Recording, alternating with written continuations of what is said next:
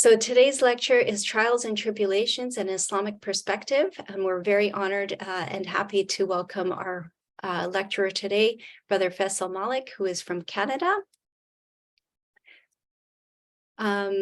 We will start, inshallah, with a Fatiha. We welcome everyone. We'll go over a few guidelines. We do have a certificate of appreciation for our brother. And then we have Brother Faisal Malik will present the lecture. Questions are encouraged, and please keep them on the Zoom chat.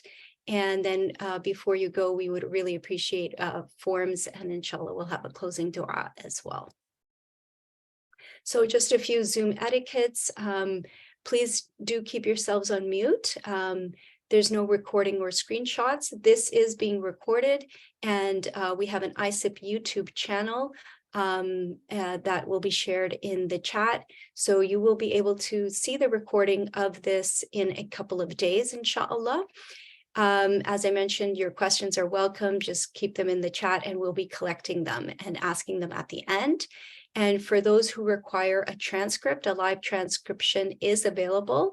You can press the More button at the bottom of your Zoom panels and request that. And inshallah, we will. You can get the live transcription going as well. Just a little bit about ISIP for anybody who may be joining or is unfamiliar. ISIP is an inclusive space designed to connect people with diverse backgrounds interested in Islamic psychology. We aim to disseminate knowledge and share resources and discuss best practices in a free and accessible manner. ISIP, alhamdulillah, has been growing in the last couple of years, and it's a platform for people to develop their personal and professional interests. We have many different types of initiatives. We have chapters in different parts of the world. In Turkey, we have an Arabic regional chapter, and many different chapters which you can check out through our website. Some of those links will be shared again in the Zoom chat. Sister Kauthar and Marnisi and Brother Rafi, alhamdulillah, are here and facilitating, and they will be sharing some of those ways that you can learn more about ISIP as well. We also have ways that you can continue to participate. As I mentioned, we have ISIP's YouTube channel. We also have the Islamic Psychology WhatsApp group, and that's, again, an active way that you can see a lot of the things that ISIP is doing, but also all around the world. You can become a member of ISIP through our website by going to our website, www.isip.foundation. And again, Sister Kauthar will be sharing those in our Zoom chat. And we have a digital library, and for anyone who wants to further their knowledge or is doing research, you can access our digital library, which is a great resource, alhamdulillah, that has been put together by our fantastic volunteers over the years, collecting resources that would be pertinent to people trying to further their knowledge in Islamic psychology. So we'll start with a Fatiha, and then it's my honor to introduce our brother Faisal. So if we can gather our intentions, inshallah, we'll start with the Fatiha. A'udhu billahi minash shaitanir rajim. Bismillahir rahmanir rahim. Alhamdulillahi rabbil alameen. Ar-Rahmanir Rahim. Maliki yawmiddin. Iyyaka na'budu wa iyyaka nasta'in. Ihdinas siratal mustaqim. Siratal ladhina an'amta alayhim. غير المغضوب عليهم ولا الضالين. Ameen. All right, so it's my honor today to introduce Brother Faisal Malik. He has a BA in religion, an MA in Near and Middle Eastern civilizations, and a diploma in Arabic. Along with his academic studies, he continues to pursue Islamic studies from various institutes and scholars. He's been active in community grassroots for several years, and his interests include topics such as tafsir, tazkiyah, Islamic psychology, colonialism, and Islamic education. We're really happy to host him today as he shares the book that has been published through Taha Publishers, Trials and Tribulations, an Islamic Perspective. And for anyone in the mental health and mental health professionals, we know how important this framework really is into bringing healing into the counseling realm. So we're really, really excited, really honored. And Brother Faisal, we wanted to present to you with this certificate of our appreciation on behalf of the entire team. And inshallah, we will be emailing this to you as well. Jazakallah khair. Jazakallah khair. Alhamdulillah. So I don't want to take up any more time. This is our time, inshallah, to listen to Brother Faisal. We do want to mention to everyone who's joining here today, Barakallahu fikum, thank you so much. Please forgive us for any of the shortcomings. Please do continue to keep ISIP in your du'as, and we would really much appreciate your feedback when the feedback form is being shared. So I'm going to stop there. And Brother Faisal, you are free to start sharing your screen, and you may start. Okay, so is the screen clear and audio? Yes? Yes. Okay, perfect. Okay. So, Bismillah, alhamdulillah, wassalatu wassalamu ala rasulillah sallallahu alaihi wasallam. Assalamu alaikum wa rahmatullahi wa barakatuh. I just want to say first, Jazakallah khair to Sister Fatima, Sister Kausar, Brother Rafi, and the whole ISIP team, Brother Jamaluddin, for giving me the opportunity to present on this topic. It's really an honor to have the opportunity to present on your platform, on ISIP's platform. You know, I remember joining some of the halakas that Sister Fatima and Brother Jamaluddin had organized back in 2020. And I haven't really been that active in that time, but on the background, I've seen it grow since then. And it's really a great service that you guys are doing, bringing Islamic psychology to the forefront. Now, in terms of the topic today, trials and tribulations in Islamic perspective, the topic is inshallah based on a book that I just published a few months earlier on you know, how to deal with trials and tribulations from an Islamic worldview. And this presentation, inshallah, will be like a snippet from the book. So I'll take sections, small sections from the book, and then I'll be presenting it so a person can get an idea of you know, how I'm approaching the topic and how I'm dealing with it, inshallah. And hopefully, inshallah, it will be of benefit, inshallah, if Allah subhanahu wa ta'ala accepts. Now, to start off with, in terms of what motivated me to write on this topic, you know, the question of suffering in this life, you know, the questions is, why am I suffering? Why does God allow evil to exist? Why do bad things happen to good people? These are questions that every human being has to confront in their life, at one point in their life. Every human being has to be able to answer these questions. And every religious tradition, every philosophical tradition, every civilization has tried to answer these questions. And depending on how you deal with these questions, difficulties in life, trials and tribulations can either be a means of spiritual growth for a person, that a person becomes stronger, or if a person does not have the mechanism to understand, the framework to understand the difficulties they're going through, then this can be a means of a person actually losing their faith.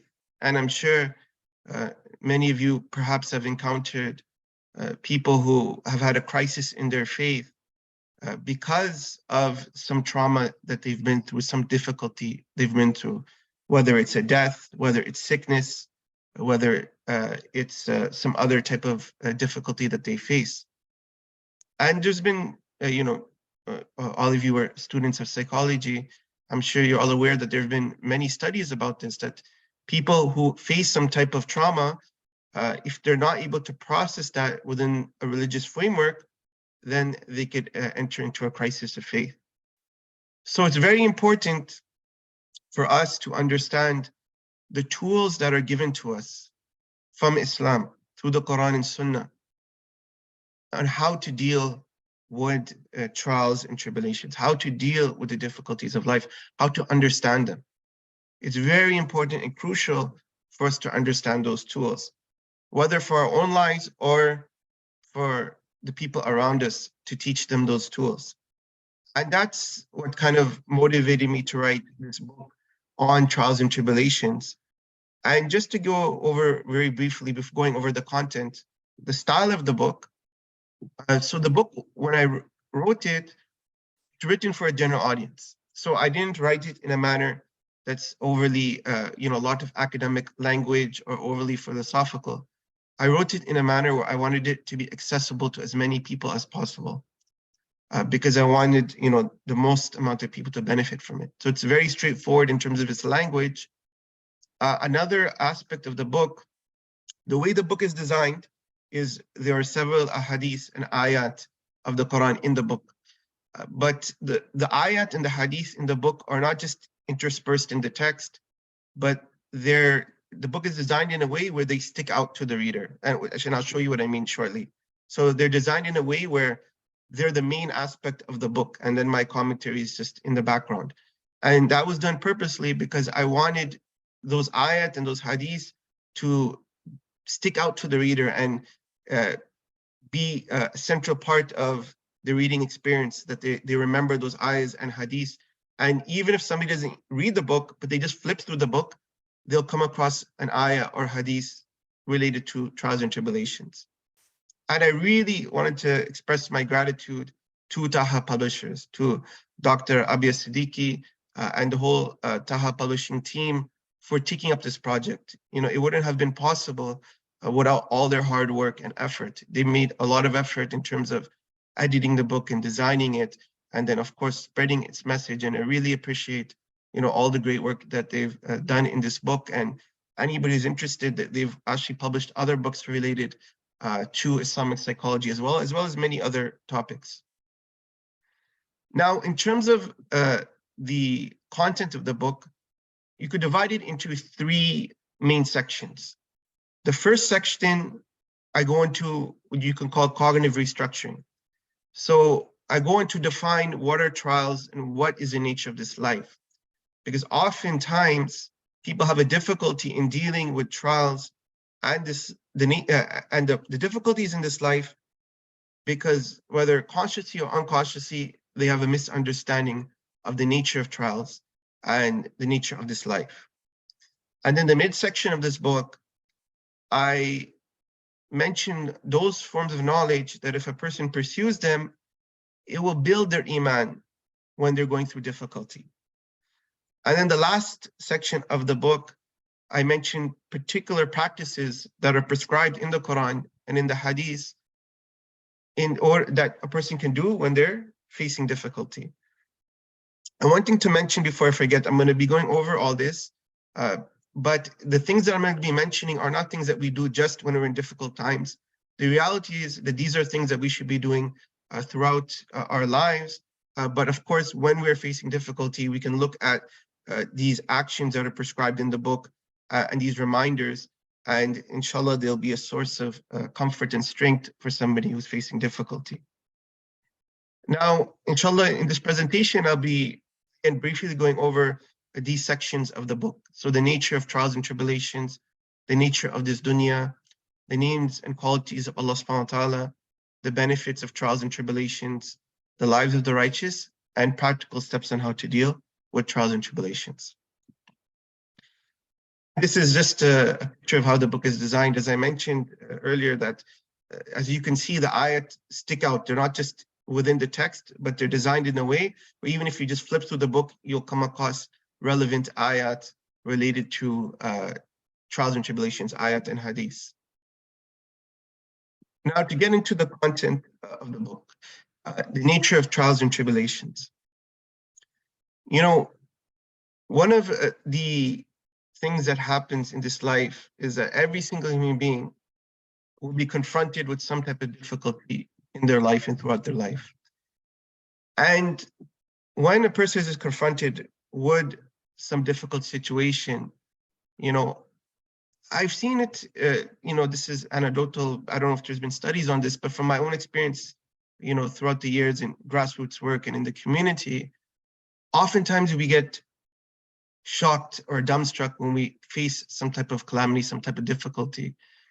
And there's this idea, and you see it in the language of people when they express themselves, that I was living a normal life and then such and such happened. A loved one died, or I lost my job, or I got this sickness.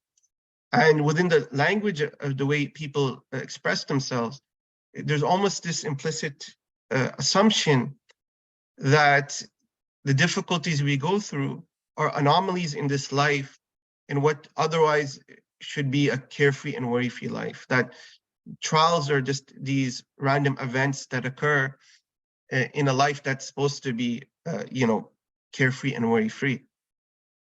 But we know from an Islamic framework that Allah subhanahu wa ta'ala says in the Quran, وَلَنَبْلُوَنَّكُمْ بِشَيْءٍ مِّنَ الْخَوْفِ وَالْجُوعِ وَنَقْصٍ مِّنَ الْأَمْوَالِ وَالْأَنفُسِ وَالثَّمَرَاتِ وَبَشِّرِ الصَّابِرِينَ. That we will certainly test you with a touch of fear and famine and loss of property, life and crops, and give good news to those who patiently endure. So Allah subhanahu wa ta'ala mentions in the Quran that He will certainly test us. It's guaranteed that He will test us. And therefore, tests in this life, difficulties in this life, they're not just random events, and they're not anomalies in this life, but they're an integral part of our existence on this earth. That every human being will be tested. It's guaranteed. And this is not something anybody can avoid. And when we understand that this life we will be tested, then mentally we'll be prepared to face that. When we are confronted with a trial, we understand this is the nature of this life. And that nothing is random in this life. Everything Allah subhanahu wa ta'ala has ordained for a reason. And furthermore, as Allah subhanahu wa ta'ala mentions in other parts of the Quran, as in, for example, Surah Mulk, الَّذِي خَلَقَ الْمَوْتَ وَالْحَيَاةَ لِيَبْلُوَكُمْ أَيُّكُمْ أَحْسَنُ عَمَلًا. That He has created death and life to test you, to see who is the best in action. So this whole life, without exception, is a test. And when we live life with that framework, that life is not here for us just to relax and be comfortable, but it's a test, then we'll have a different perspective when we get hit with events in our lives that are difficult for us. So this is the first thing to bear in mind, that this whole life is a test. The second thing we have to understand is the nature of this world. That this world itself was created as a test. It wasn't created as a place for us to relax.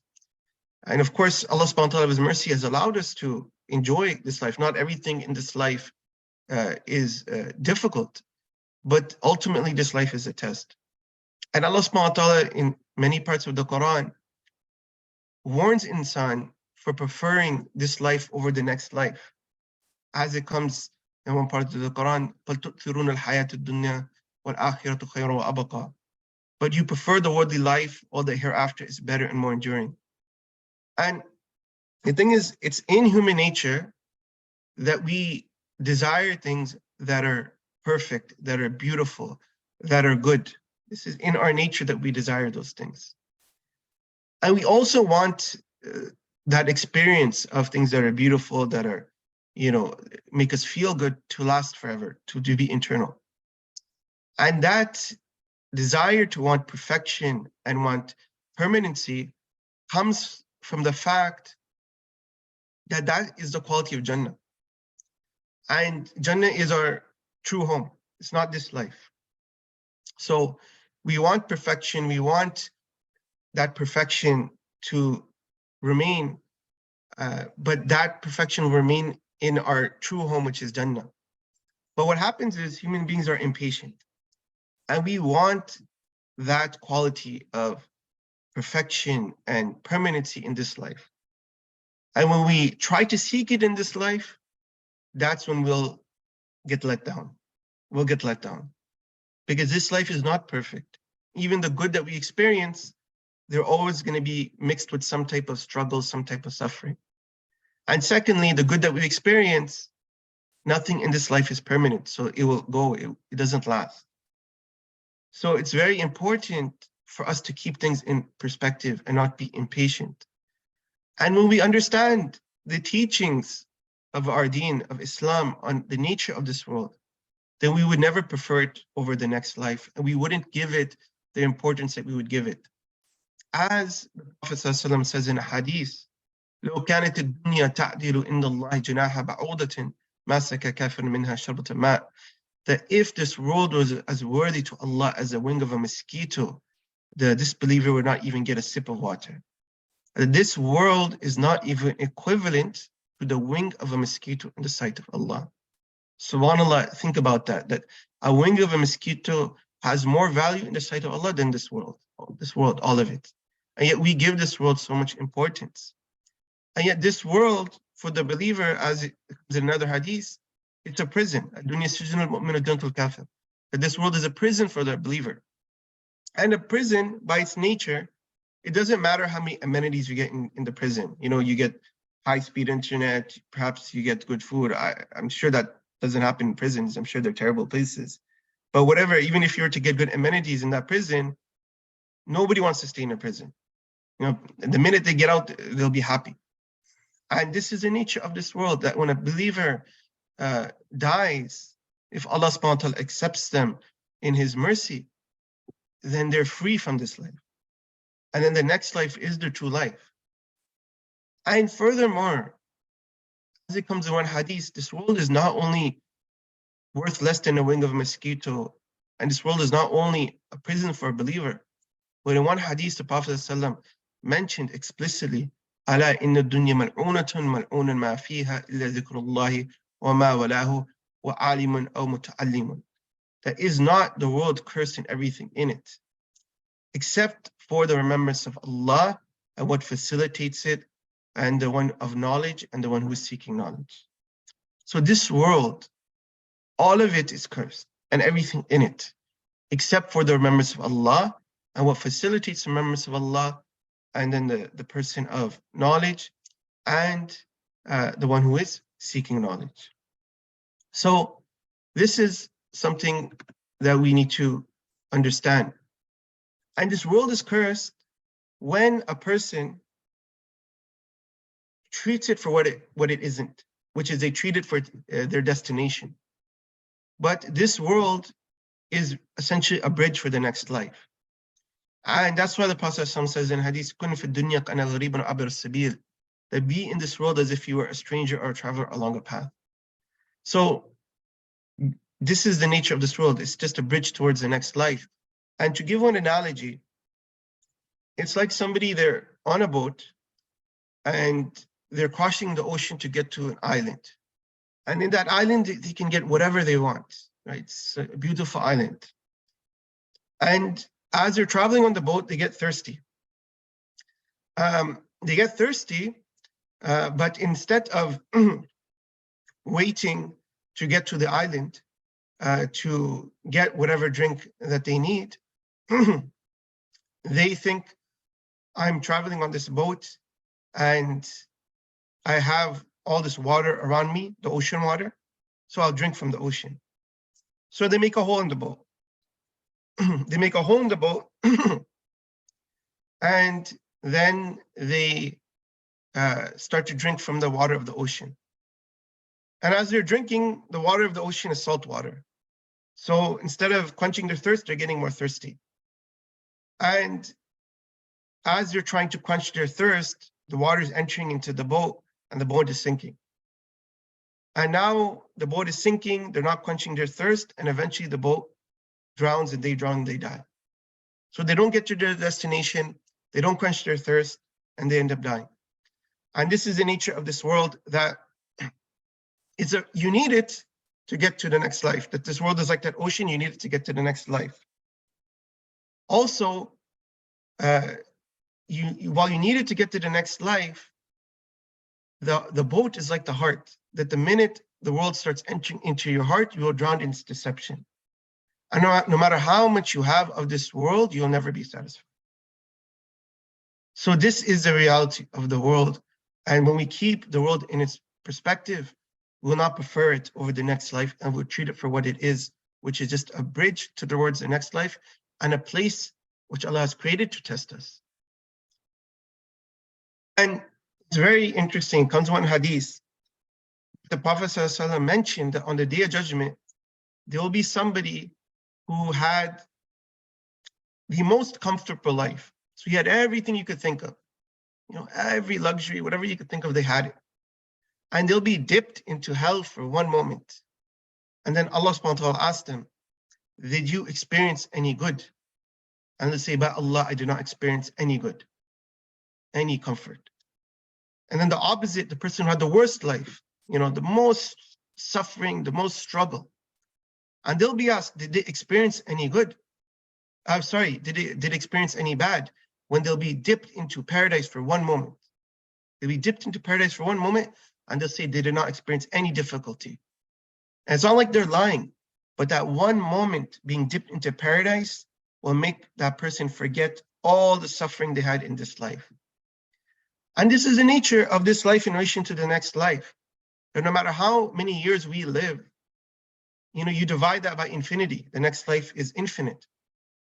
And you can't divide it by infinity, because the finite dissipates in relation to the infinite. And this world doesn't have reality in relation to the next life.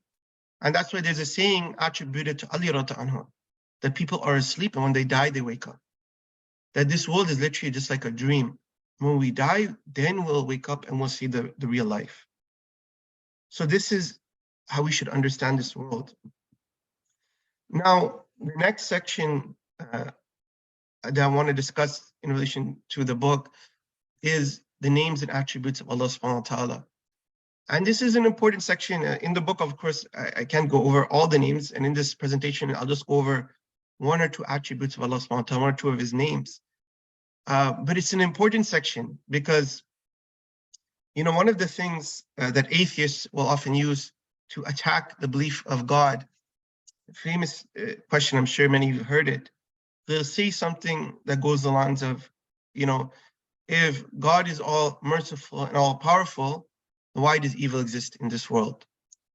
Now, that question, you can deconstruct it in a few ways, amongst which is to understand that from an Islamic perspective, Allah subhanahu wa ta'ala is all merciful and he is all powerful.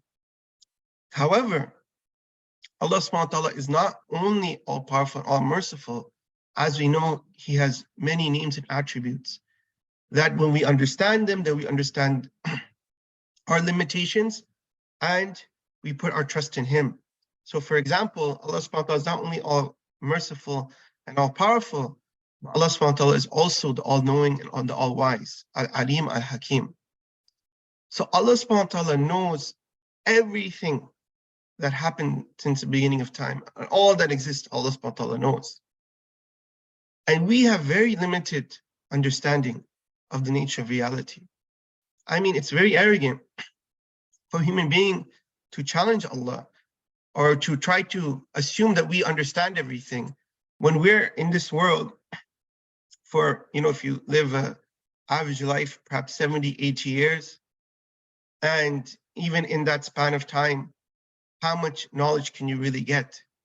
And even the knowledge that you get, we've all experienced things that we thought were true and that we were wrong. And to assume that we know all of reality is just delusional, right? We have very limited knowledge. It's like an ant. If you're to put it on a book, he has access to the ink on that page, but he can't read the whole story. He just sees the ink on that page. And similarly, that's us. That we have limited knowledge, whereas Allah subhanahu wa ta'ala knows everything. And that's from the temporal point of view, right? That this universe, for whatever scientists say it's 5 billion years old or whatever it is, we're very insignificant in relation to that. And that's what we know of in terms of, but who knows how long creation has existed. And then even from the spatial point of view, we're not even a speck in this universe. We're not even a speck in relation to this earth. This earth is not even a speck in the galaxy, and the galaxy is just a speck in this universe. How insignificant are we? So how much can we really understand of this universe? But we need to trust in Allah who created all this, that he knows and we don't know.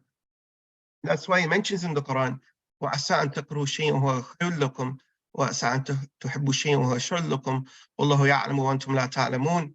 That perhaps you dislike something which is good for you, and you like something which is bad for you. Allah knows and you do not know. And how often in our life do we experience things that we hated, but it was good for us? And then there are other things that we wanted, but we didn't get, and those things were actually bad for us. And it's like, a parent, when they take their child is sick, and they take their child to the doctor, and the child is kicking and screaming, and they're super upset because they don't want to go to the doctor. They're already not feeling well. And then they go inside the doctor's office. The doctor takes out a needle, and they stick the needle in the child's arm. And then the child goes crazy, right? They just totally lose it, and they're so upset with their parent. They think their parent has betrayed them because they took them to this stranger. The stranger came and stuck a needle in their arm. They don't know why their parent did that. But the reality is had their parent not taken them to the doctor, and they would have got worse, and they would have got sick, and it would have been dangerous for them. So them going to the doctor was better for them. And this is like us human beings. We go through things in life, and we're kicking and we're screaming, and we're wondering, why is this happening to me?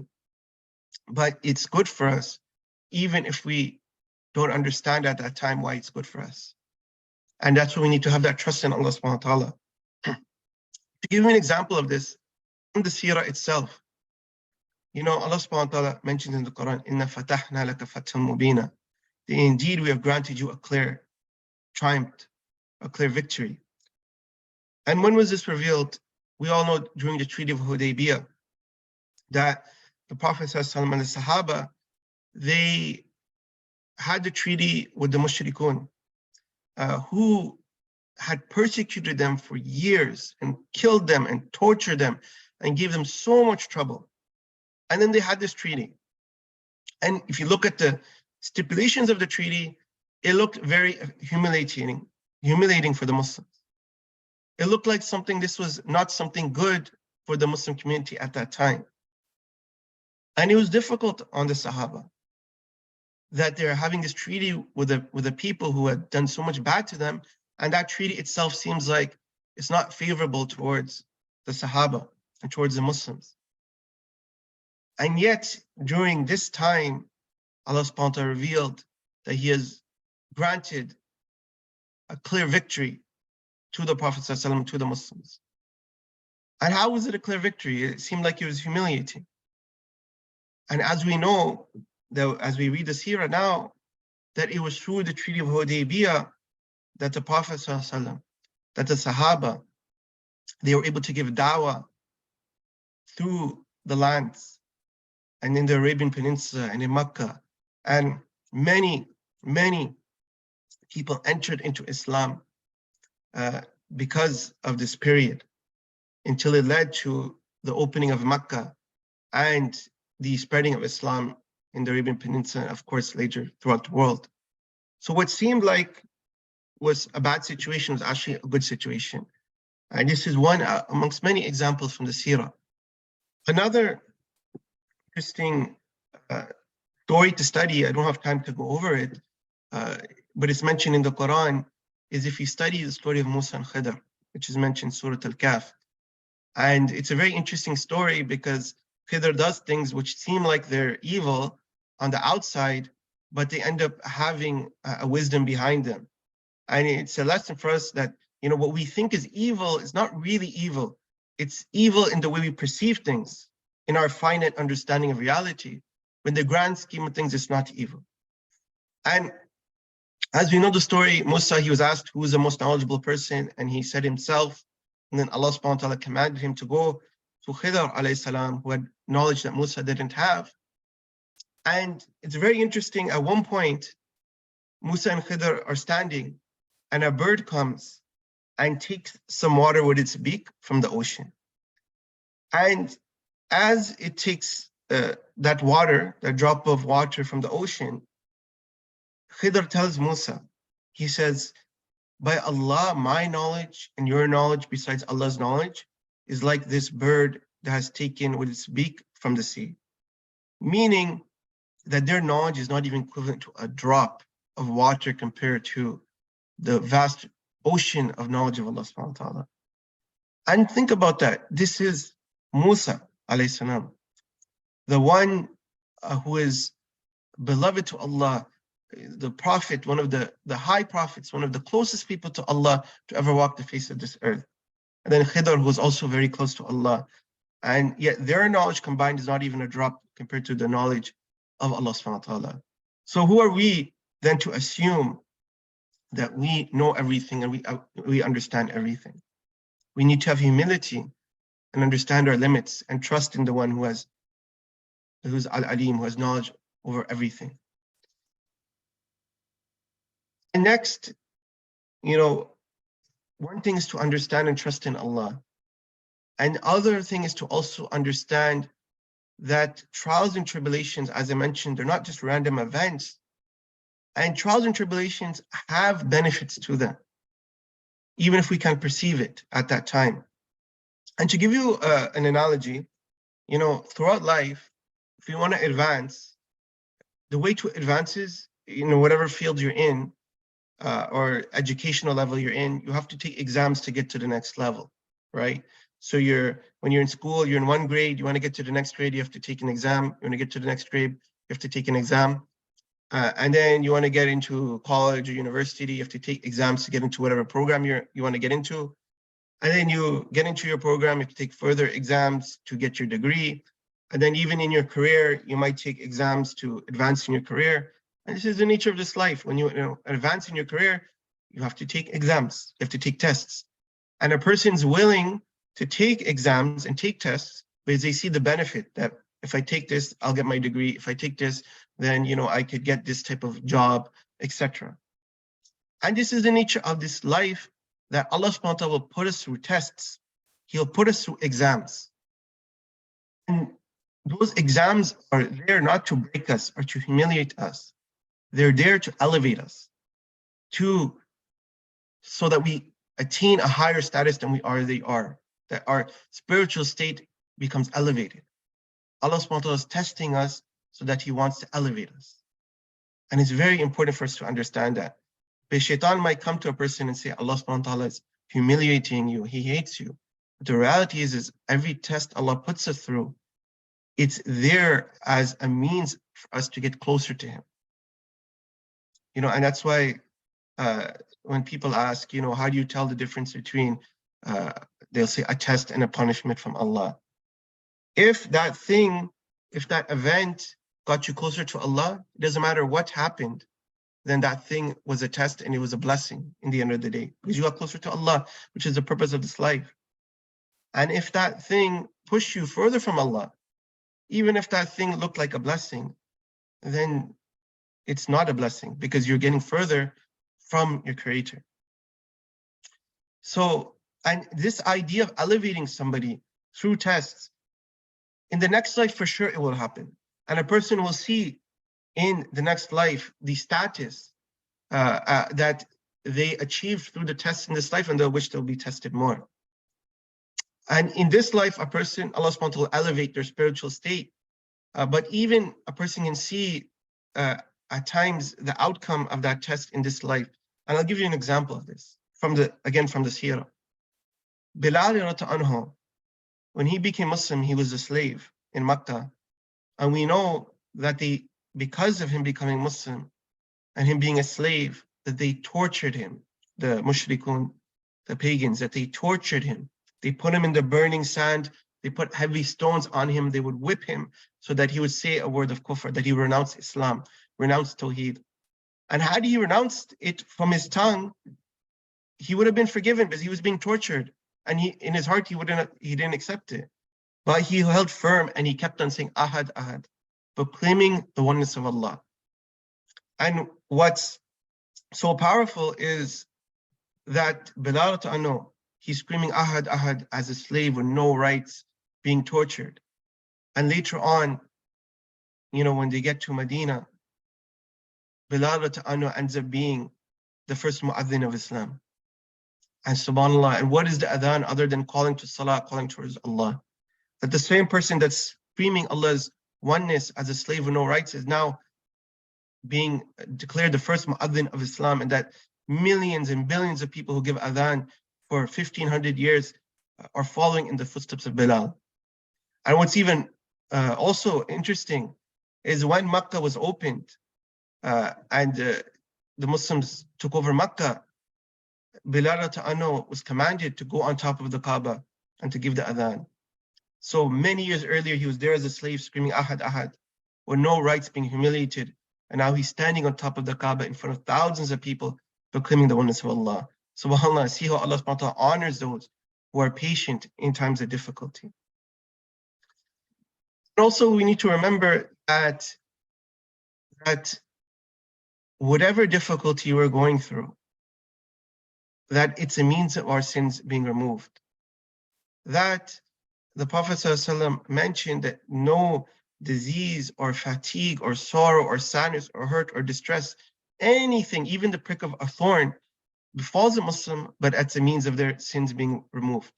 So every single difficulty that a believer goes to, their sins are being wiped away. To the point that there'll be some people who will walk upon this earth without any sins because of all the suffering they went through. And on the Day of Judgment, Allah subhanahu wa ta'ala enter them into paradise through His mercy. And the last benefit I want to mention, and there's more I mention again in the book, it's just due to the limitation of time, I'm only sticking to a few, is that, we all know the famous ayah, إِنَّمَا الْعُسْرِ يُسْرًا إِنَّمَا الْعُسْرِ يُسْرًا, that surely with hardship comes ease, surely with hardship comes ease. And one of the popular understandings of this ayah, or these ayat, is that this says that after the hardship, there will be ease. And that's a correct understanding. But there's another understanding that can be taken from the wording of the verse, which is that with the hardship comes the ease. So not only after, but with the hardship itself. And one of the things to understand from this is that within the difficulty itself, there is an ease, and that Allah subhanahu wa ta'ala is putting benefit in it for you. As I mentioned, He's elevating you. He's making you stronger.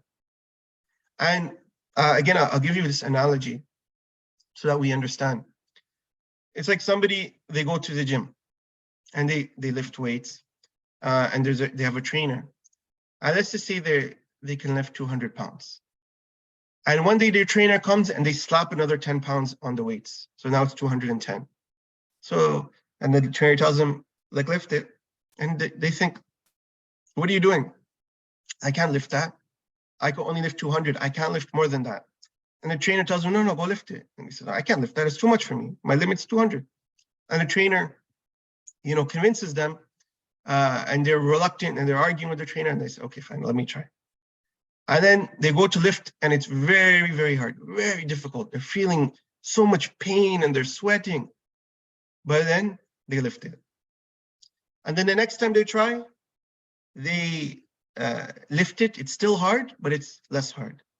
And the next time, it's even less hard, until now their capacity is no longer 200 pounds. They could now lift 210 pounds. They've become stronger. That's how it's like when you're doing physical exercise, right? You push yourself, and then you get stronger as you push yourself. And the trainer understood that this person had the capacity, but they themselves put a psychological block on themselves that they couldn't handle that. And that's like us, that we go through a trial and we think, oh, why is this happening? I can't handle this. It's too difficult for me. But Allah subhanahu wa ta'ala knows you can handle it. And when you go through the trial and after, you will become stronger if you maintain, your trust in Allah. And that's why, when you talk about difficulties and trials, and you study the lives of the righteous people, those who went before us, you'll see that they've been through trials that most of us couldn't even imagine. As Allah subhanahu wa ta'ala mentions in the Quran, أَحَسِبَ النَّاسُ أَن يُتْرَكُوا أَن يَقُولُوا آمَنَّا وَهُمْ لَا يُفْتَنُونَ وَلَقَدْ فَتَنَّا الَّذِينَ مِن قَبْلِهِمْ. Do people think that once they say we believe, that they'll be left without being put to test? That we certainly tested those before them. That it's a guarantee that Allah subhanahu wa ta'ala, just that He will test us, He tested those before us. And if you look at the lives of the prophets and those closest to Allah, they were tested in ways you couldn't imagine. And once somebody asked the Prophet ﷺ, what people are tested the most? أَيُّ النَّاسِ أَشَدُّ بَلَاءً? And the Prophet ﷺ said, Al-Anbiya, ثُمَّ الْأَمْثَلُ فَالْأَمْثَلُ. That the prophets are the ones who are tested the most, and then those nearest to them in terms of their piety and their righteousness, and then those nearest to them. And that a person is tested according to the religion. If the religion is strong, then they'll be tested accordingly. And if the religion is weak, they'll be tested accordingly. So this is the thing that, and when we study the lives of the prophets and the righteous, then we'll see the test that they went through is amazing. And it's amazing within the Quran and within the Sunnah, you'll find stories of the prophets and the righteous where whatever situation you're in, you can get inspiration from, because they were tested in various ways. And I'll just give you some small examples that are mentioned within the Quran itself. You know, if you're tested with sickness, with a disease, you know, and you're suffering from that disease, or you have a family member or somebody who you loved who are suffering from a disease, then you should understand that Ayub alayhi salam was also tested with sickness.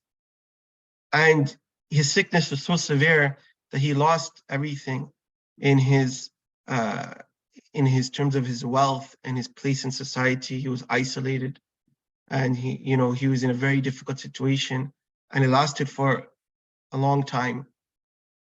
And in his sickness, he called upon Allah, and he said, "Anni masina ad-durru wa anta arhamur rahimin," that I have been touched with adversity, and you are the most merciful, the most merciful. That Ayub alayhi salam acknowledged that Allah subhanahu wa ta'ala was the most merciful. He didn't question Allah's mercy even in his immense suffering through his sickness. And as we know, Allah subhanahu wa ta'ala cured Ayub alayhi salam, and then he replaced what he had lost with that which was better. Also, if you're suffering from physical pain or from psychological pain, and the feeling of being isolated from your community, from your society, the feeling of being outcast from your community, from your society, then you could contemplate the situation of Maryam alayhi salam. That we know when she was pregnant with Isa alayhi salam, you know, she was in such a state that she was, you know, pregnant. She was by herself, and she was giving birth to Isa alayhi salam, and she had no support. And imagine giving birth to a child and you have no support and you're by yourself. And on top of that, she has to deal with the psychological torment that she's giving birth to Isa, and she has not been touched by any man. And she have to go back to her community, and what are they going to say? They're going to doubt her. They're going to doubt her chastity. They're going to say things about her. She's going to be outcast from her community. And in that state of her pain, psychological and physical, she says, قالت يا ليتني مت قبل هذا وكنت نسيا منسيا. Alas, I wish I had died before this, and this was a thing long forgotten. SubhanAllah, this shows us the human side of one of the best women that she had. She was in such a state that she says, I wish I had died before this. And yet you see how Allah subhanahu wa ta'ala honored her, that she gave birth to Isa, one of the greatest prophets, the Messiah. And she, you know, she is now honored by half the world. The Muslims and Christians as well honor and love her.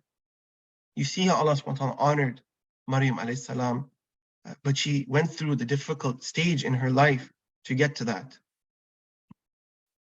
And every person in this life will have to go some type of separation at one point. That we'll have to, at one point in our life, be separated from those whom we love, those who we're close to. And if you're in that state where you're suffering from and feeling pain from being separated from a loved one, then reflect upon the separation of Yaqub alayhi salam and Yusuf alayhi salam. That they were separated for so many years, and Yaqub it caused him so much pain to be separated from Yusuf and not knowing what state he was in. And as it's mentioned that Yaqub alayhi salam, he eventually ended up becoming blind. And yet Yaqub alayhi salam, he mentions, as is recorded in the Quran, إِنَّمَا أَشْكُو بَثِّي وَحْزَنِي إِلَى اللَّهِ, that I complain of my anguish and my sorrow only to Allah. And what's interesting about this statement, And it's important for us to learn. Yaqub is saying that I complain about my anguish and my sorrow to Allah. And this is important for us to understand, that complaining to Allah doesn't contradict patience. In fact, this is a manifestation of our understanding of our ubudiyah, of our slavehood. Because only Allah can change our conditions. So whatever you're feeling, whatever powerless you're feeling, depression you're feeling, speak to Allah. Because only Allah is the one who can change. So complaining to Allah doesn't contradict patience. Now complaining about Allah, that's different. That's what contradicts patience. When you go to others and you say, why did Allah do this? Because nobody can change your condition besides Allah. Just to add a note here, this is different from going to people for advice and counseling and support. That's different. That we all need that type of support at times. But the point is, if we try to complain about Allah to others, nobody can change our condition besides Allah. But to complain to Allah, that's perfectly fine, and we should do it. When we're in difficult time, to speak to Allah. Then you look at the best of creation, Prophet ﷺ, who, look at his life. He was the leader of the messengers, the final messenger, the mercy to all of creation, the most beloved to Allah, sallallahu alaihi wasallam. And yet, what did he go through in his life? He was an orphan. He had to bury all his children in his life besides Fatima anha, who died a few months after he passed away. That he had to watch his own family members reject, his own relatives reject his message, his own community insult him and persecute him and kill his followers and try to kill him. And he went days hungry and starving. He went through so much suffering, and he was the most beloved to Allah. And as the Quran itself says, then now perhaps you, O Prophet, will grieve yourself to death over their denial if they continue to disbelieve in this message. That the Prophet ﷺ is described as that he will grieve himself to death out of the concern for the spread of the guidance for humanity. And we are all the fruits of his concern. So subhanAllah, when you study the life of the Prophets and of course the seerah of the Prophet ﷺ, this will give you inspiration when you're in difficult times. Now, the last section, inshallah, which conclude with, I'll be going over some practical things that we can do in terms of steps that we can do, actions that we can do when we're faced with difficulties. And again, due to the shortness of time, I'm only going to mention a few. There's more that I mentioned in the book, and I go into more detail. But I'll mention a few, inshallah. First is to make dua to Allah, call upon Allah. Again, when we're facing difficulty, one of the things shaitan will do is he'll come and he'll make us feel that we are distant from Allah, that Allah has abandoned us. But we should understand that Allah subhanahu wa ta'ala is always near to us in his love, in his mercy, in his care. And that's why it comes in the Quran, that when my servant asks you concerning me, say that I am close. Allah subhanahu wa ta'ala is there for us all the time. Ujibu da'wat da'i idha da'an, that I respond to one's prayer when they call upon me. And what's interesting about the order of this, these words in this ayah, usually the order goes that the person called and then somebody responded. Here, Allah subhanahu wa ta'ala starts by mentioning that he responds, and then he mentions that the person calls. And it's to teach us that Allah subhanahu wa ta'ala is ready to answer any dua that we make. We just have to lift our hands and we have to ask Allah. Allah subhanahu wa ta'ala is just waiting. We just have to call upon him.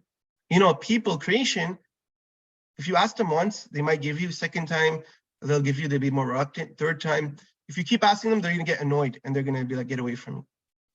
Allah subhanahu wa ta'ala is the opposite.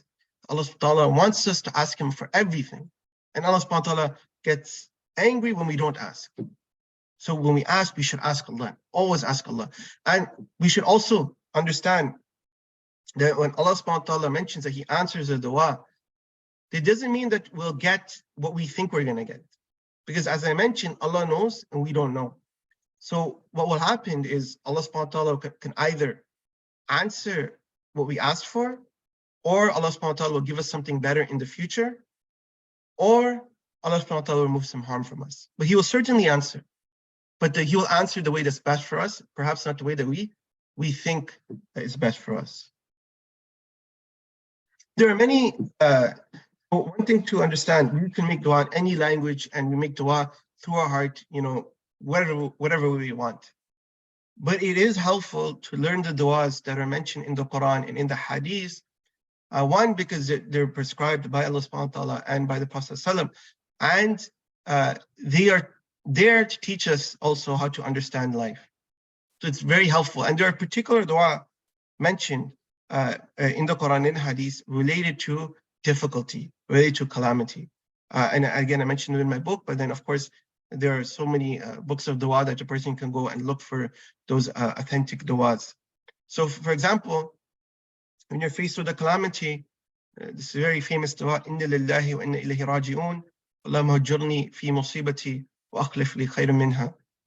This is a dua when you face a difficulty, you can say, and just to reflect upon the beginning, when we say that to Allah we belong and to Him we return, if we reflect upon this, then we reflect upon the fact that whatever suffering we're going through, whatever difficulty we're going through, one day it will end. And we'll go back to the one who created us. So we should never lose hope, because we're going to go back to Allah. And this particular dua, the Prophet said, if a person says it, Allah subhanahu wa ta'ala will replace whatever they lost with something better. And this dua was said by Salama, and she said this when she lost her husband. Her husband had passed away, and she loved her husband, a lot. And she wondered, how can she get better than her husband? And as we know, she ended up marrying the Prophet ﷺ. So this is one dua to learn and to say. Another dua, very famous dua that I'm sure all of you know, La ilaha illa anta subhanaka inni kuntu minadh dhalimin. And this is the dua of Yunus alayhi salam, that he said when he was commanded to give da'wah to his people, and then he left, and then he got swallowed by the belly of the whale, swallowed by the whale, and he was in the belly of the whale. And then in the belly of the whale, he called upon Allah, and he said this dua, and Allah subhanahu wa ta'ala saved him. And in the darkness of the belly of the whale, in the darkness of the ocean, in the darkness of the night, he called upon Allah. And then the whale spit him out, and he got saved. And Allah subhanahu wa ta'ala mentions, فَاسْتَجَبْنَا لَهُ وَنَجَّيْنَهُ مِنَ الْغَمِّ. So we responded to him and we saved him from distress. And then what's beautiful is right after, وَكَذَلِكَ نُنْجِي الْمُؤْمِنِينَ. And thus do we save the believers. SubhanAllah, it's very powerful that even Yunus, who was in the belly of a whale, Allah subhanahu wa ta'ala saves him. So whatever dark situation you're in, just call upon Allah through this dua, and Allah subhanahu wa ta'ala will help you. Next is to engage in the remembrance of Allah subhanahu wa ta'ala. As it comes in the Quran, Ala bi dhikrillahi tatma'innul qulub, that surely in the remembrance of Allah do hearts find comfort. That the heart by its nature is always shifting, and it's in an agitated state. It's always fluctuating and changing. And the way to anchor the heart, to calm it down, is to remember Allah. Because the heart was created to know Allah. We were created to worship Allah, and the organism by which we know Allah is our heart. So the heart by its nature, if you don't remember Allah, it's going to be in a state of agitation. And to remember Allah, to make the dhikr of Allah, this will calm you, and it will keep you at peace. And again, there are many books that a person can find authentic adhkar that a person can say in terms of dealing with difficulties. I mean, and there are many, just to give you one example, if you feel powerless, that you can't change your situation and you're feeling helpless in whatever situation you're in, la hawla wa la quwwata illa billah. The only Allah subhanahu wa ta'ala has the power to change. There's nobody else. There's no power, there's no might, there's no ability to change except by Allah. And you say this phrase, it will help you and it will remind you of that. And of course, there are many other adhkar that a person can learn and say. Of course, the greatest form of dhikr, or amongst one of the greatest, is the Quran itself. The Quran is a form of dhikr. And the Quran, one of its virtues that's mentioned within the Quran itself, is that is وَشِفَاء لِمَا فِي الصُّدُورِ وَهُدًى وَرَحْمَةً لِلْمُؤْمِنِينَ, that it is a cure for what is in the hearts, a guide and a mercy for the believers. That the Quran is a guide for what's inside your heart. That anxiety you feel, that sadness you feel, that depression you feel, connect with the book of Allah. It's so important. It's so important. And every Muslim needs to have a daily dose of Quran. Every Muslim. And this could come in different ways, right? There's different ways to connect with the Quran. Listening to it is one way of connecting. Reading it is one way of connecting. Reflecting upon its meanings and studying its meanings is a way of connecting with the Book of Allah. But we should all have that connection. And you will see how it will transform your life. Once a person asked a scholar, how much Quran should they engage with in a day? And the scholar said, depending on how much happiness you want in your life. Meaning, the more you engage with the Book of Allah, the more happiness you'll feel. Right? So this is a very powerful means, of curing whatever difficulties we have within ourselves. And things I mentioned are things that you could do at an individual basis. But I also want to mention certain things that are related to dealing with people. And amongst which is, it's natural that when a person is facing difficulty, they kind of just want to focus on their problem, and they perhaps don't want to think about helping others or dealing with other people's problems because they're fixated on their own problems. You often develop tunnel vision. You think that your problem is the only problem in the world. But Allah subhanahu wa ta'ala mentions in the Quran, Ya ayyuhalladhina amanu in tansurullaha yansurkum yuthabbit aqdamakum. All believers, if you stand up for Allah, He will help you and make your steps firm. That when you make it a point of your life to serve the deen of Allah, that you want to serve the deen of Allah, Allah subhanahu wa ta'ala will help you and make your feet firm.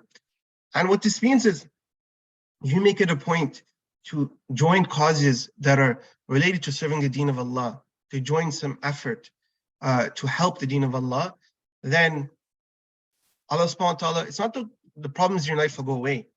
Allah subhanahu wa ta'ala will give you strength to deal with those problems in a way that other people can't. And I've seen this time and time again. People who dedicate their lives to serving the deen, they are such strong individuals. And it's not that they were strong and then they entered and they served the deen. Allah subhanahu wa ta'ala made them strong in their service to the deen. Now, when you're talking about serving the deen, what does that mean? It can come in many ways, many ways. For example, it could be something as simple as you want to volunteer and clean the masjid. It could be something as simple as you want to, perhaps in your house, you give a halaqah to teach your family members about the deen. You have a study circle. It could be something as simple as even, sharing Islamic content through WhatsApp. There's different ways of serving the deen of Allah. And Allah subhanahu wa ta'ala has made everybody with different inclinations. So we find what gives us inclination and, basically go towards that. And one of the powerful means of serving the deen of Allah that's mentioned is to help those less fortunate. The really powerful Hadith al-Qudsi, where Allah subhanahu wa ta'ala will say on the Day of Judgment, He will say to a person, O son of Adam, I was sick and you didn't visit me. Allah subhanahu wa ta'ala will say this. And the person will say, O Lord, how should we visit you when you're the Lord of the worlds? And Allah subhanahu wa ta'ala will say, did you not know that my servant had fallen sick and you didn't visit him? Did you not know had you visited him, you would have found me with him? SubhanAllah. And then Allah subhanahu wa ta'ala will say, I asked you for food and you did not feed me. And the person will say, oh Lord, how can I feed you when you're the Lord of the worlds? And He'll say, did you not know that my servant so-and-so asked you for food and you did not feed him? Had you fed him, you would have found the reward for doing so with me. And then Allah subhanahu wa ta'ala will say, I asked you for drink and you didn't give it to me. And the person will say, how should I give you drink when you're the Lord of the worlds? And He'll say, my servant so-and-so asked you to give him drink, and you did not give it to him. Had you given him drink, you would have surely found the reward with me. So very powerful Hadith Qudsi. And it teaches us that when we serve the less fortunate, this is a means of getting the mercy of Allah. And it's interesting also, as we know, again, as I mentioned, when you're in difficult times, you get tunnel vision. You think your problem is the only problem. And when you go out there and you serve the less fortunate, then you start to see that actually everybody's being tested. Everybody's going through difficulty. And there are people who are being tested in ways that perhaps you're not tested. And perhaps, for example, you're tested in, perhaps you're having financial difficulty. But then you go visit a hospital and you see there's people who can barely, their health is in such a bad state, and your health, you have your health. You know, perhaps you're tested in another way, and there's people who are starving. So to go out and to serve the less fortunate is a very powerful way. It's not the only way, but it's a very powerful way of dealing with your own difficulties and your own struggles, is to go out and help others who are struggling. And inshallah, I'll conclude very soon. I'll just mention two other points. Another important thing is not to isolate yourself.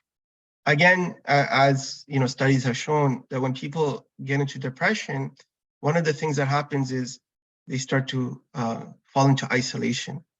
Now, there's nothing wrong with having time for yourself. That's okay, and that's part of our deen, for example, tahajjud and itikaf, these type of scenarios. But to isolate yourself, meaning you're cutting yourself off from your loved ones and from your family and from the righteous, then this could be detrimental to your own state. It can make things worse. It's mentioned, the wolf attacks the sheep when it's by itself, and shaitan will attack you when you're isolated from the community. Now, it's true that a person can have company, which is, they call it toxic, right? You can have an environment where the people are not good. The point is not to just have any company, but to seek the company of the righteous, to be with righteous people, because they remind you of Allah, of the Akhirah. And in Surah Al-Kahf, the Prophet ﷺ himself was commanded to be with the Sahaba. SubhanAllah, the Prophet ﷺ was himself commanded to be with the Sahaba, and our deen is not a deen of individualism. If you look at the life of the Prophet ﷺ and the Sahaba, they're all connected together. They struggled together. They felt each other's pain, and it's very important. And then the opposite, I guess another thing is, for those who see others who are struggling, who are basically falling into a difficult situation, they're feeling depressed, then it's important for us to remember to grab them when we feel like they're falling into isolation, to basically reach out to them and make extra effort. The last thing I'll conclude with, which is that we should always, they say, keep your eyes on the prize. That, as I mentioned, this life is temporary. It will end very quickly. And the real life is the next life. And we should reflect upon what's waiting for us, our home. If you're, away from home and you're homesick, you'll constantly be thinking about your home and all the things you miss of your home. The reality is this life, we're all homesick. We're waiting for Jannah. And we should go and study the description of paradise, study and remember that this is a place where we're going to return, and reflect upon the fact that the people, when they are in front of the gates of paradise, the angels will come, as it's mentioned, with malaikatu yadkhuluna alayhim min kulli babin salaman alaykum bima sabartum. And the angels will say, peace be upon you for what you patiently endured, for all the patience you had in this life. Peace be upon you. فَنِعْمَ عُقْبَى الدَّارِ, how excellent is the ultimate abode, and they'll enter into paradise. So may Allah subhanahu wa ta'ala make us all of those who enter into Jannah, and all the difficulties we go through, make it a means of us becoming stronger and closer to Him, and may He alleviate all the suffering of people who are suffering throughout the world. And again, if anybody's interested in getting the book, it's available at tahapublishers.com. It's also available at many bookstores, and the ebook is available at Amazon, Chapters, and other places. And just on a side note, also, Taha Publishers has other topics related to mental health as well. So again, Jazakallah khair, Sister Fatima and the whole ISIP team for giving me the opportunity to present. And I'll stop, inshallah, and open up for any comments or questions. Jazakallah khairan, alhamdulillah, wa shukr Allah.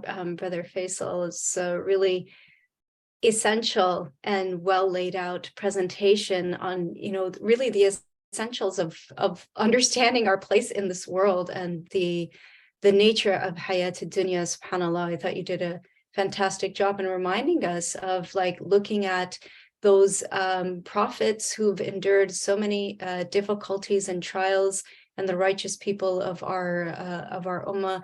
No one escapes this. It's a guaranteed, as you mentioned. Alhamdulillah wa shukr Allah. Alhamdulillah. So if everyone, inshallah, can join me in thanking our brother, you can either use your digital du'as or applause, and alhamdulillah wa shukr Allah, we are happy to actually start the questions and answers as well.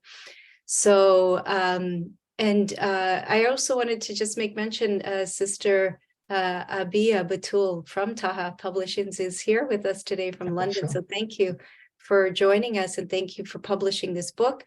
We are sharing the link to that, and Sister Kothar and Brother Rafe will be doing that. So we do encourage everyone to get that. And Sister Abia, if you wanted to also share what other books are available through the Taha Publishings in the chat, that would be wonderful as well.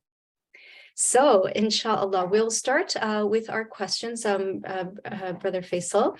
So the first one is from Brother Amir, and he asks, or he mentions, the Quran tells us that no affliction or calamity strikes on the earth, nor in yourselves, except that it is in a book before we bring it into existence. Surely that is easy for Allah in Surah Al-Hadid, ayah 22. So the comment is, and the question is, if none of the humans on earth do any sins, will no afflictions ever strike us? And there's a couple of there, so maybe we'll just go step by step. Yeah, I mean, well, there are afflictions that are brought by our own hands, but we also have to understand that, again, this world was created to test us. So if you look, as I mentioned, the prophets themselves who are ma'soom, right? They don't sin. They can make small mistakes, but they don't sin. Right. They get the worst tests, right? They get the most severe tests. Right. So it's not that if we don't sin, we won't be afflicted with calamity. Right. We will guarantee it, right? And in fact, the closer we are to Allah, the more it will be. So this is the thing. It's but there is certain afflictions that are brought on because of our own, sins and these scenarios. But even then, it's important to remember, because again, a person, let's just say they're in a situation where they're suffering, and it's because of, let's just say they did something, right? That doesn't mean that Allah subhanahu wa ta'ala hates them. That difficulty that they're going through is a way of Allah subhanahu wa ta'ala telling them, come back to me. A calling to them, yeah. Exactly. That's actually very related to the follow-up or the second part of the question. I think you've mentioned it, but I'll finish the question, the second part of it. So what events might trigger the afflictions to come down to the earth? Sorry, could you please let us know what events would trigger the afflictions to come down to the earth from the book in the absence of any sins of the humans? And on what basis are afflictions brought down to the earth? And then do afflictions sometimes follow a seasonal or cyclical pattern? Well, one thing to understand in terms of the book, he's mentioning how everything's written in the book. As we know, qadr can be divided into different categories. And one form of qadr, which is basically everything is written, not only afflictions, everything is written. Everything is written. And just so we don't get confused, it doesn't mean that we don't have free will and everything is written. And Allah subhanahu wa ta'ala is beyond time and space. So Allah subhanahu wa ta'ala is not limited to, we see things in a linear fashion, past, present, future. Allah subhanahu wa ta'ala created past, present, and future. So everything is written, not only afflictions. So that's one thing. The second question was whether trials are cyclical, or what causes a trial to come down, right? Right. I mean, the Quran Hadith mentions, the Quran is full of stories of previous nations that rejected Allah. And, there's even hadith, there's one hadith where the Prophet mentioned when fahisha, which are sins related to like sexual immorality, immodesty, when they become widespread, Allah subhanahu wa ta'ala will send diseases that people have not even heard of. Right. In essence, if you break it down to a nutshell, it's very simple. Though when we reject Allah, when we reject His guidance, that's when the problems will start to come. Because the guidance is there for our mercy. Allah subhanahu wa ta'ala doesn't need us to worship Him. But when we reject that, then we bring on our own problems. And in terms of it being cyclical, I mean, I haven't really heard anything regarding that. They come down when Allah subhanahu wa ta'ala's wisdom is meant for it to come down. Barakallahu fikum. Thank you so much. Okay, there's a comment here. So I'll just read the comment out loud. I think it was made when you were making that mention of Hudaybiyah. And so Brother Ibrahim, he shares with us a reflection that after 9/11, Islam and Muslims in America faced bashing and detentions, deportations. Muslim organizations were put under surveillance, and there was this fear factor. And for those of us, who are joining perhaps from North America or the UK or Western nations, we definitely felt that. Muslim organizations were the response of Muslims to turn to Allah subhanahu wa ta'ala to bring stronger faith and action. And Muslim organizations were actually strengthened, including non-Muslims, in sharing the beauty and the truth of Islam. So, and so there was a struggle for liberty and justice, for peace. And so, alhamdulillah, thank you, Brother Ibrahim, for that reflection. There's a couple of questions here linked together from Sister Asala and Sister Isha regarding when trials and tests that are long-term. So, for example, mental health diagnoses. And are there any stories around people suffering from mental health issues, and what kind of and what was said about that? Well, in terms of stories within the Quran and Hadith related to mental health, the thing is, one of the things is, I'm not sure myself, but we also have to reflect on the fact that the way we categorize things in our time through modern psychology might not have been the way people had categorized them in the pre-modern world. It would have been different. So if you look at Yaqub alayhi salam, his story, I mean, he was really in a state of sadness to the point where he became blind. Now, it would be wrong for us to categorize that as clinical depression, because that's our understanding right now in this era. So you can find definitely archetypes that you can draw from. But whether it would be defined as, because I mean, and maybe Sister Fatima, you know better than me than this, there are things such as majnoon and people who are not mukallif, that's discussed in the fiqh books in terms of legality, right? Are they responsible for, so that stuff, I've seen it discussed in the fiqh books, but in terms of drawing inspiration from stories, I'm not sure itself, but you will definitely find archetype. It's amazing to me that whatever you're going through, the Quran will have that archetype there. So somebody, for example, a woman who is experiencing abuse, Asiya alayhi salam's story is there, as well as Surah Mujadila. People who have family issues, the Quran is full of stories of prophets who had to deal with family issues. But particular, the way we define mental health, I'm not sure. And I think one of the things is just to be careful of back projecting our categorizations onto previous times. But I don't know, Sister Fatima, you wanted to add something to that? Yeah, thank you so much for your answer on that. I think that's really important. We can take, like, when we're looking at sometimes the stories of the Prophet, yeah, we do want to be careful on how we're labeling that. I would definitely agree with that. But I would also just like to add, like early on in our tradition, right? We've had the Maristans that definitely recognized that these are mental health issues, and they were dealing specifically, like in our tradition, with psychological issues and treating that, and not just treating it as spiritual diseases or things. So early on in our tradition, we've had this understanding that some of the trials that people are going through are, based in their psyche or in their psychological. And so we had different methods of addressing that. And the Maristans are a beautiful example of that holistic integration.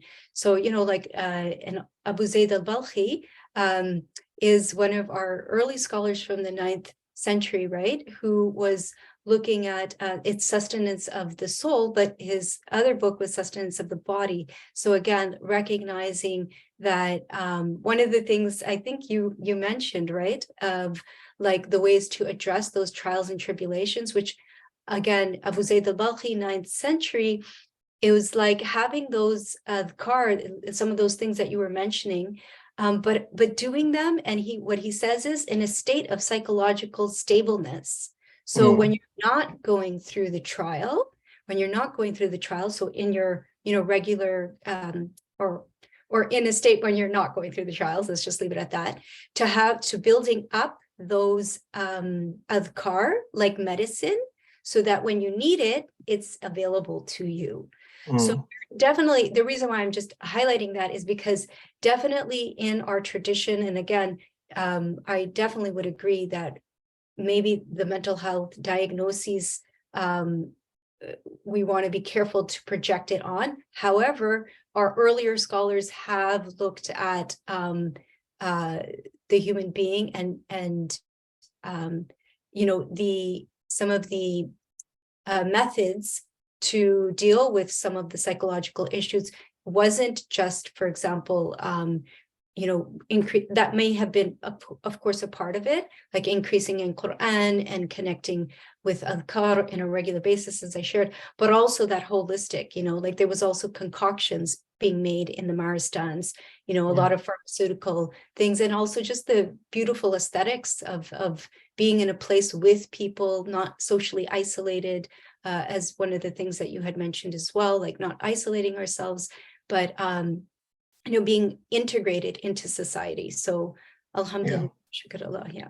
Yeah, and just yes, Jazakallah khair, that is good. It's totally slipped my mind to mention that aspect, like as you mentioned, Abu Zayd al-Balkhi, and one of the interesting things, as you mentioned, he even spoke about endogamous depression, which is related to somebody's physiology. There's change. Right. So he addressed these things.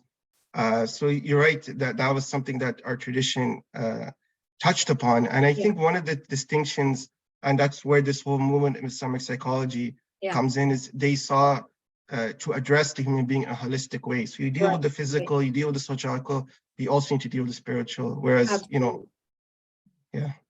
Absolutely. Thank you so much. So I think connected to this actually is Sister Noor Hasna's question: how can we consistently implement strategies in exercising patience? In exercising patience. Again, I think it's one of the things is to implement those aspects that are taught within the Quran and Sunnah to develop that patience. I mean, one of the interesting things is when you look at the actual rituals that we are commanded to do, such as salat, such as fasting, these are actually training us in tazkiyah, and they're developing those qualities that will develop that patience, right? Because when you're in salat, you have to look where you have to look, you have to say certain things. There's one source that I could recommend, which I would definitely recommend. You have either Imam Ghazali, and then you have also Ibn Qudama, who summarized his work. Imam Ghazali wrote Ihya al-Muddin, and then Ibn Qudama wrote Muqtasar Manhaj al-Qasidin. In their last section, they have what's called the Munjiyat. The Munjiyat are those qualities that everybody needs to have in order to be spiritually healthy, to be saved, and amongst which is patience. So they go into detail, because patience is not just and Jazakallah khair, somebody shared Ibn Qayyum's work, Patience and Gratitude, which is actually published by Taha Publishers. I forgot about that. So that's also a beautiful book by Ibn Qayyum, which you can get. I would highly recommend. Because again, patience, we won't go too much into it. It's 3 categories roughly. There's patience in trials, but then there's patience in doing good deeds, and then there's patience in staying away from haram. So when you're not going through trials, you also need to be patient in those other 2 aspects as well. When we think of patience, we just think about within trials. But when we exercise doing good deeds and staying away from bad, we're exercising patience. Excellent. Alhamdulillah wa shukrullah. Yeah, so much is just already built in the things that, and that's what, what Brother Faisal was saying, that Allah subhanahu wa ta'ala is alim. So when he's prescribing us things to do every day, is to try and obviously one of the aims would be to try and inculcate this, these spiritual states, because we all know, like, getting up in the morning and in those June months, it requires us to exhibit some sort of struggle, and also to some sort of patience. So alhamdulillah, what a great reminder. Thank you. Sister Renta asks, what is the best attitude towards trials and difficulties that are not happening yet? So when we're not undergoing those trials and difficulties, what is a good attitude to, I guess, adopt? That are not happening yet. I guess it depends what that means. Now, if we're worrying about something that's theoretical, that's in the future, there is in Islam the concept of ham, which is anxiety, which is related to the future. And there's even a dua, which I could recommend, where the Prophet sought refuge from ham and huzn. Huzn is sadness, depression, and ham is anxiety. And anxiety is related to future events, huzn is related to past events. And oftentimes people get crippled because they're worried about something in the future, or they're sad about something that happened in the past. So one of the things is to develop that consciousness of who Allah is, and to understand that He's always there with you, is to develop that relationship with Allah. And there's a really beautiful, I don't know the exact wording of the hadith, but something was to the fact, everything I mentioned in this book is not that we just do it in times of difficulty and then that's it. We when we're okay, we forget. No, these are things that ideally we should be doing all the time. And that's why there's a hadith that mentions, I just give you like the meaning, that remember Allah in ease and He'll remember you in difficulty. So at times people will call upon Allah when they're in difficulty, and then when they're in ease, they're taking, that's not the attitude. And one section which I didn't have time to go in my book, I have one section where I mention that ibtila tests are not only in difficulty, they're also in ease. And that's why we need to remember Allah in both states. So I hope that answered. Right, thank you. Yeah, and such a good reminder, right?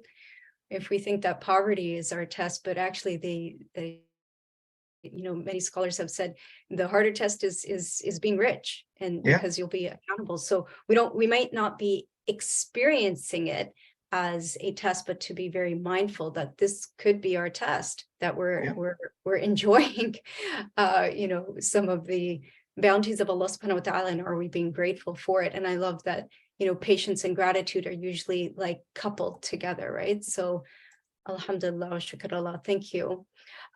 We do have a couple more questions. Are you okay to Brother Faisal to stay on and answer them? Yeah, sure. Okay, all right, inshallah, we'll keep going, inshallah. So Sister Sadia asks, my question is, I understand that suffering can help us become closer to God and to one another, but why does that closeness have to come through suffering? Couldn't Allah subhanahu wa ta'ala have made it so that closeness could be achieved in a way without suffering and tests? Mm-hmm. I mean, a few things for us to understand. One, Allah subhanahu wa ta'ala, and this is, when we talk about theodicy, the existence of evil, Allah subhanahu wa ta'ala, as Imam Ghazali and others mentioned, He created the world in the best way. So the way that Allah subhanahu wa ta'ala created a system where suffering and all these things exist, this is the best system. Of course, we can't fully understand it, as I mentioned, because we have limited knowledge. So we can try to come up with theoretical scenarios that perhaps the world, if it was created in this way, it would be like this way. But because of our limited knowledge, the reality is that's not the best way for existence to have come about. Now, one of the things to understand also is there are many wisdoms in suffering, and one of the things in terms of suffering in this world is it helps us being detached from this world, because we're not supposed to be attached to this world. Imagine we didn't have any difficulty or any suffering. We would have this attachment to this world, which is unhealthy, right? So the suffering that we go through allows us to, one, be detached from this world, and second, it will increase our love for Allah subhanahu wa ta'ala.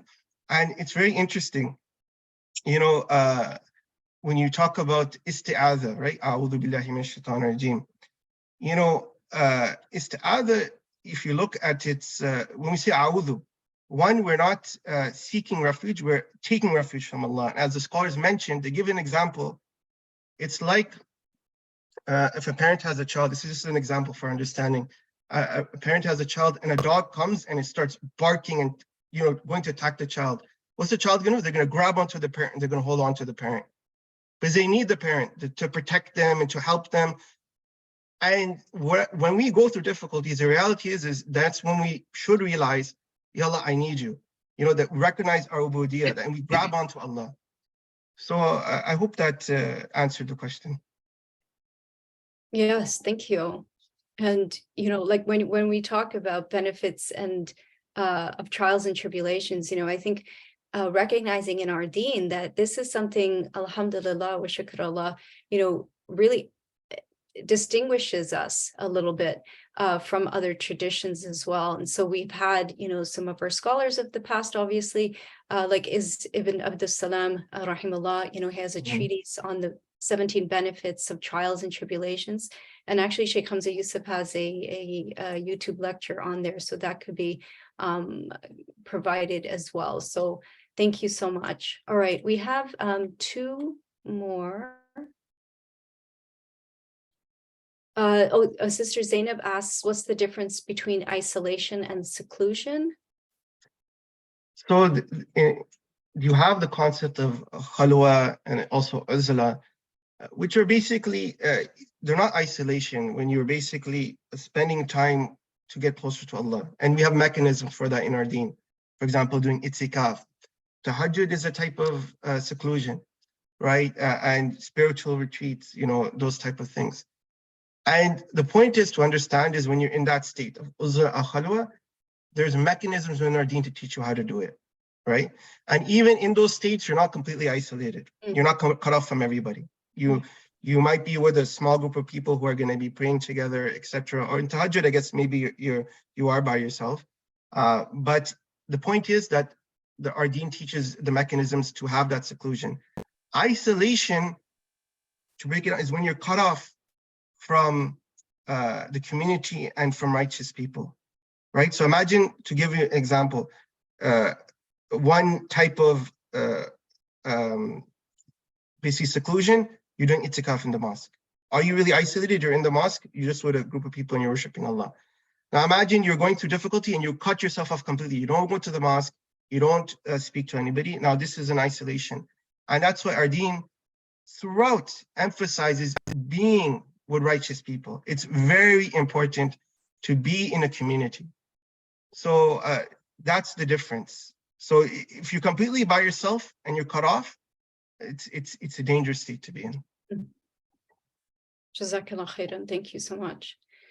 There's a question here Sister Sabuhi has regarding repeated mishaps and the stress that that comes from that.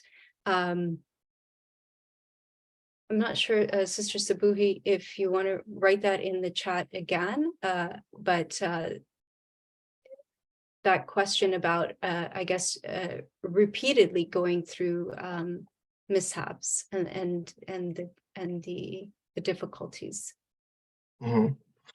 So if somebody's repeatedly going through difficulties and mishaps, one thing to understand, as I mentioned, is that this life, as it's a test, the test will keep coming and they'll actually get more stronger as you become stronger.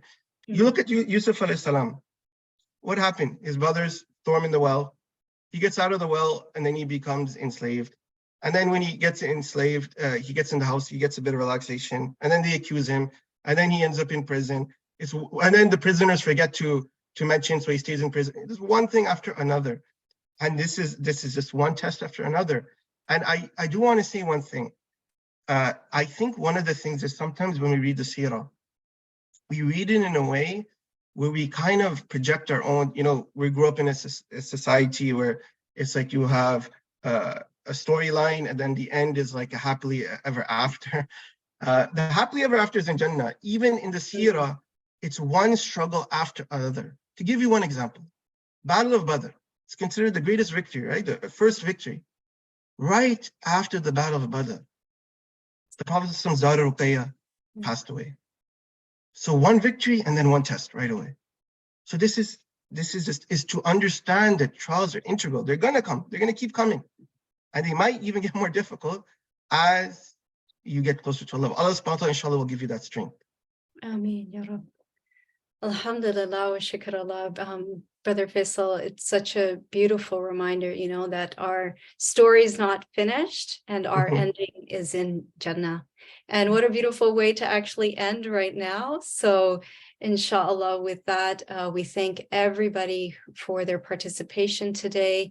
Thank you so much to Sister Kauthar and Brother Rafi for helping in our chat and sharing. Please do fill out the feedback form that has been shared, alhamdulillah. And of course, to our dear brother Faisal for elucidating this crucial and essential part of our humanity and our understanding of ourselves in this world and in experiencing trials and tribulations and what we can do, inshallah, to strengthen ourselves.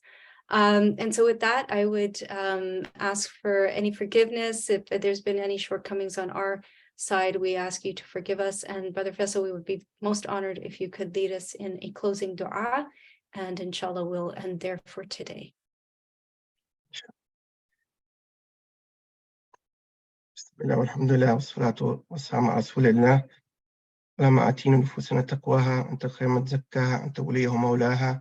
اللهم إني أعوذ بك من علم لا ينفع من قلب لا يخشع من نفس لا تشبع من دعوة استجاب لها. اللهم أرنا الحق حقا وارزقنا اتباعه وأرنا الباطل باطلا وارزقنا اجتنابه. اللهم اهدنا فيمن هديت وفينا فيمن عافيت وتولنا فيمن توليت وبارك لنا فيمن أعطيت وقنا شر ما قضيت فإنك تقضي ويقضى عليك ونزل ما وليت ولا يعز من عاديت تباركت وتعاليت وكل الحمد والشكر عليك نستغفر ونتوب عليك. اللهم إنا أسألك حبك وحب من يحبك وعمل الذي يبلغنا حبك. Ya Allah, please remove any suffering that exists in this world, all the difficulties that everybody is going through, Ya Allah. Remove it from them and give everybody afiyah. The Muslims who are suffering all over the world, Allah, please remove their suffering and give them ease. And Ya Allah, grant us all Jannah for those and give us the highest rank in Jannah and allow us to unite with your beloved Prophet Sallallahu Alaihi Wasallam. Subhanakallahumma hamdika ashhadu an la ilaha illa anta astaghfiruka wa atubu ilayk. Alhamdulillah Rabbil Alameen. Jazakumullah khairan.